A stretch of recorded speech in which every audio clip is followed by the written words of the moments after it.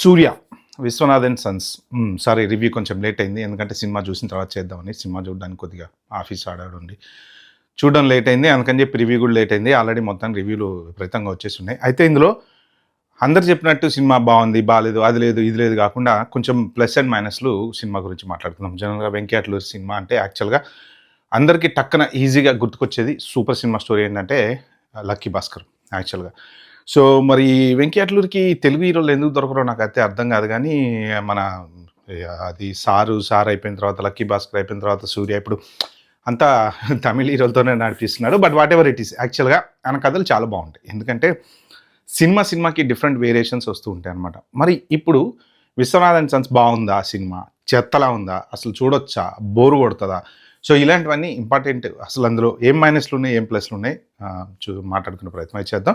So ఇంకా subscribe చేసుకున్న వాళ్ళు ఎవరంటే సబ్స్క్రైబ్ చేసుకుని చాలామంది చూస్తున్నారు కానీ సబ్స్క్రైబ్ చేసుకోవట్లేదు. సినిమా బాగుందా బాగాలేదా అంటే దానికి కరెక్ట్ ఆన్సర్ లేదేమో అనిపిస్తుంది. ఎందుకంటే లక్కీ భాస్కర్ సినిమా చూసి థియేటర్లోంచి బయటకు వచ్చేటప్పుడు మనకు ఒక గ్రేట్ ఫీలింగ్ వస్తుంది.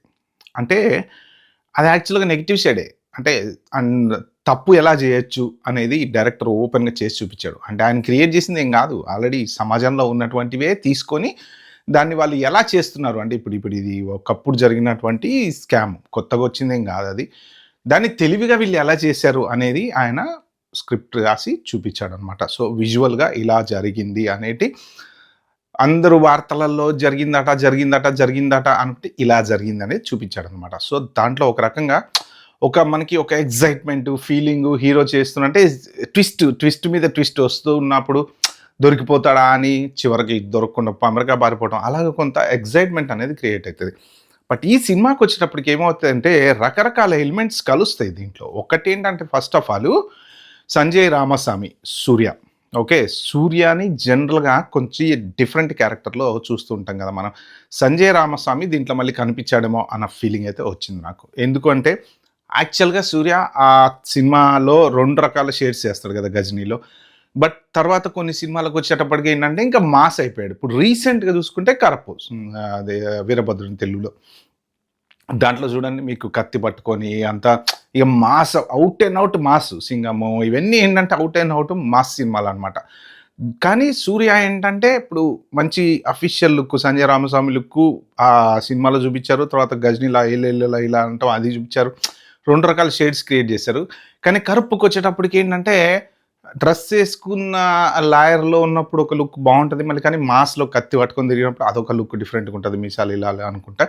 దీంట్లోకి వచ్చేటప్పటికి ఏంటంటే అవన్నీ గుర్తుకొస్తుంటాయి మనం ఆ సినిమా చూస్తున్నప్పుడు. ఒక సంజయ్ రామస్వామిని మళ్ళీ దీంట్లో దింపారా అన్నట్టు ఉంటుంది అనమాట. సో ఇక కథ పరంగా చూసుకుంటే యాక్చువల్గా ఈయన ఒక బిజినెస్ మ్యాను. సో పెళ్లి చేసుకోడు, పెళ్లి మీద ఇంట్రెస్ట్ ఉండదు. ఈయన తల్లి ఏంటంటే నువ్వు పెళ్లి చేసుకో, నాకు పిల్లలు కావాలి అది అని చెప్పి ఖచ్చితంగా స్టోరీ స్టార్ట్ చెప్పేస్తాను నేను. ఎంబడబడతా ఉంటే ఇంకా ఆయన తప్పదని చెప్పేసి ఇంకా అమెరికా వెళ్ళిపోయి అమెరికాలో సర్గేసి ద్వారా ఒక బేబీని ఇండియాకి తీసుకొచ్చిన తర్వాత ఆ బేబీకి హెల్త్ ఇష్యూస్ ఏవో వస్తాయి. అప్పుడు ఇక డాక్టర్లు వాళ్ళ అమ్మ కావాలి కంపల్సరీ అంటే ఇక ఆమెను ఎత్తుకుంటూ పోతారు. ఇక అక్కడి నుంచి ఇక ఒక అమ్మాయిని ఎట్లా ఇండియాకి తీసుకొస్తాడు ఏంటి కాదు స్టోరీ అంతా నడుస్తుంది. అసలు ఎందుకు వాళ్ళిద్దరి మధ్య ఎట్లా లవ్ అనేది ఫామ్ అవుతుంది. సో తల్లి సాటిస్ఫై అవుతుందా, సో ఈయనకి మరి పెళ్లి చేసుకుంటాడా అమ్మాయిని ఇష్టం లేకుండా, ఇవన్నీ జరుగుతూ ఉంటాయి. సో ఇక అదంతా మీరు సినిమాలో అయితే చూడండి. అది బేసిక్ స్టోరీ ఏంటంటే ఆ సరగేసి బేబీ అబ్బా దాని చుట్టూ సినిమా అంతా తిరుగుతూ ఉంటుంది.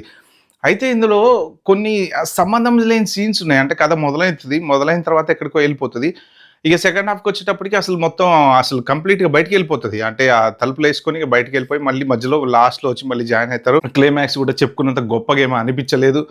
అంటే కొంచెం వెంకయ్య సినిమాలు ఇంతకు ముందు వాటితో కంపేర్ చేస్తే ఇప్పుడు లక్కీ భాస్కర్ కానీ సార్ కానీ వాటితో కంపేర్ చేస్తే అంత గొప్పగా గ్రిప్పింగ్ కనెక్షన్ లేదనమాట. సినిమా కూర్చుంటే మనం 2.5 గంటలు అరే గుక్క తిప్పుకోకుండా చూడాలి అనేటువంటి సినిమాలు ఇంతకుముందు వచ్చినవన్నీ.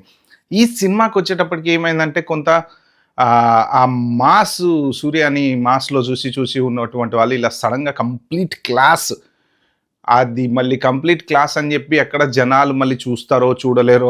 తమిళ్లో కూడా ఏంటంటే కొంచెం వాళ్ళకి మాస్ హీరో కాబట్టి మాస్ కూడా కావాలన్నమాట. అందుకని చెప్పేసి మళ్ళీ కొన్ని ఎలివేషన్స్ ఎక్స్ట్రా. ఇప్పుడు ఇదే ప్రాబ్లం. ఇప్పుడు లక్కీ భాస్కర్ చూడండి, ఒక కథ ఒక ఫ్లాట్కి వెళ్ళిపోతుంటుంది, ఫైట్లు ఎలివేషన్స్ ఉండవు అసలు. హీరో క్యారెక్టర్ ఏంటంటే ఒక తెలివైన బ్యాంక్ ఎంప్లాయీ అంతే. సో సిస్టమ్ని ఎలా ఫ్రాడ్ చేయాలి అంతే.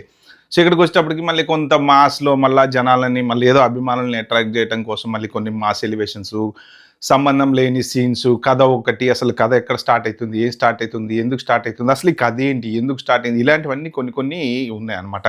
దాంతో పాటు ఇంకెక్కడ దెబ్బ కొట్టినట్టు నాకు అనిపించింది అంటే యాక్చువల్‌గా డబ్బింగ్ ఒకటి కొంచెం తేడా అనిపించింది. యాక్చువల్‌గా ఈ తమిళ్‌లో కంప్లీట్ తమిళ్ కోసం, తమిళ్ వాళ్ళ కోసం తీసినటువంటి తమిళ్ సినిమానేమో మరి 'లక్కీ భాస్కర్‌లో' ఆ ఫీలింగ్ రాలా.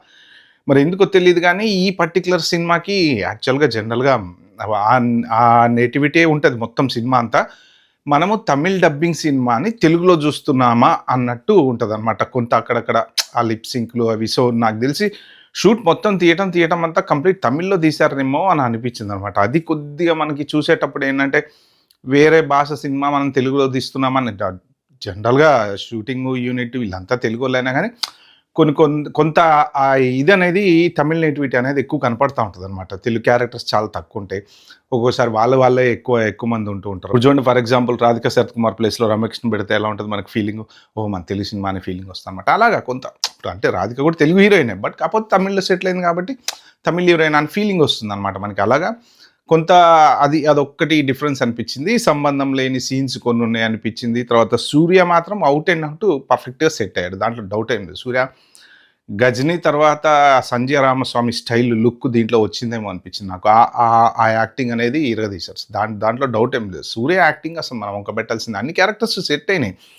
ఔట్ అండ్ ఔట్ సినిమా చూసుకుంటే గనక ఓకే. ఒక మంచి డీసెంట్ ఎంటర్‌టైనర్ మూవీయే. కాకపోతే గ్రిప్పింగ్ మూవీ కాదనిపించింది నాకు. కానీ మరీ వేస్టు ఏం చూస్తాంలే అనే సినిమా కాదు. చూడొచ్చు పర్లేదు. అంటే ఒక ఫ్యామిలీ ఆడియన్స్ ఎవరైతే ఉంటారో సరదాగా వీకెండ్ ఫ్యామిలీని తీసుకొనెళ్ళి ఒక సినిమా చూద్దాము అని అనుకునేటువంటి ఆడియన్స్. ఎందుకంటే ఈ మధ్యన సినిమాలన్నీ చూస్తూనే ఉన్నారు కదా మీరు. నరుకుతానే ఉండాలి. డైరెక్ట్ అంతా నరకుడికే ఎళ్ళిపోయారు. సో, ఇప్పుడు నరకులు లేకుండా సినిమాలు తీస్తుంటే నడవట్లే పాపం వాళ్ళేదో ఒక్కరోజు కూడా నడవట్లే. ఏం చేస్తారు మరి? చివరికి ఫ్యామిలీ సినిమాలు తీసుకునే 'నాని' చూడండి. 'నాని' కూడా పోయి నరకుడు మొదలుపెట్టాడు. 'హిట్ 3' దగ్గర నుంచి. ఇప్పుడు వస్తుంది కదా ఆ సినిమా దీంట్లో కూడా నరకుడే అంట. అందరిని చంపి ఇట్లా మెడలో యేసుకుంటాడు.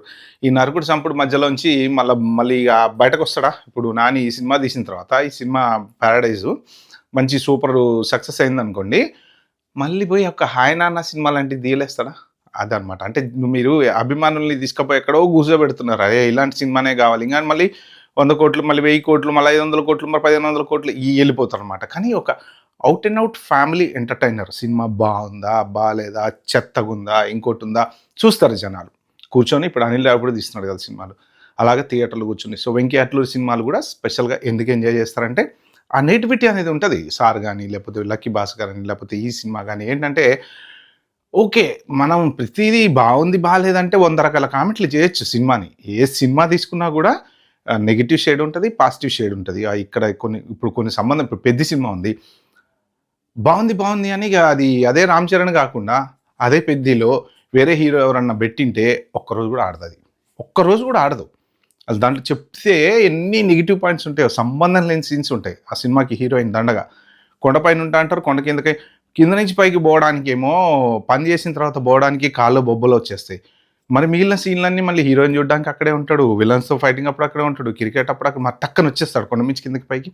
ఫ్లాస్ ఉంటాయి కొన్ని. కాకపోతే ఏందంటే అది 'రామ్ చరణ్' కాబట్టి 'రామ్ చరణ్' కష్టపడ్డాడు కాబట్టి సింగిల్ హ్యాండెడ్‌గా ఆయన భుజాల మీద ఆ సినిమాని మోసుకుంటూ వచ్చాడనమాట. అట్లా కొన్ని ఏంటంటే ఇప్పుడు ఈ సినిమాలో గూడా నెగెటివ్ షేడ్ చూపించాలంటే ఏవో ఉంటాయి. అసలు స్టోరీ సంబంధం లేకుండా పోతది. మధ్యలో ఎక్కడో బయటికెళ్ళిపోతది. మళ్ళీ అంటే అసలు ఎక్కడ స్టార్ట్ అయింది? ఎక్కడ ఎండ్ అయితుంది? ఎటు పోతుంది? ఇవన్నీ లేదు. కాకపోతే మనం ఏం చూడాలంటే ఒక ఫ్యామిలీ కూర్చొని డీసెంట్‌గా ఒక సినిమా చూస్తున్నాము.